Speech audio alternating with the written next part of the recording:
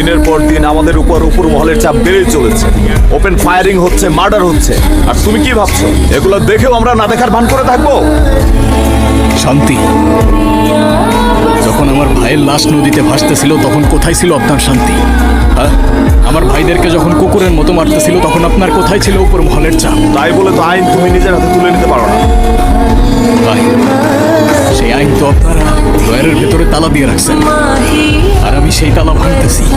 দেখেন, সোজা কথা, আমাদের উপর কারা অ্যাটাক করতেছে সেটা খুঁজে বের করেন। বেশি কিছু লাগবে না, শুধু নামটা দেন, বাকিটা আমি সামলাই নেব। আর যদি সেটাও করতে না পারেন? যদি না পারি? আমাকে হুমকি দিচ্ছ? আমার থানায় বসে আমাকে হুমকি? হুমকি না স্যার, জাস্ট জানিয়ে দিচ্ছি আপনাকে, আপনারা যদি আমার ছেলেদেরকে রক্ষা করতে না পারেন তাহলে আমারও আর কিছু করার থাকবে না।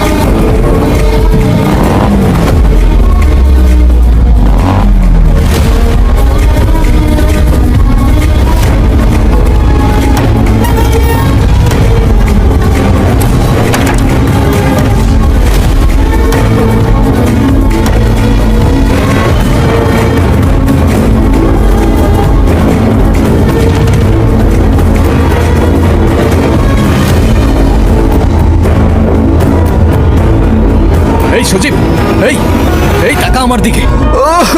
এই, কি হয়েছে? কে মারছে তোদের?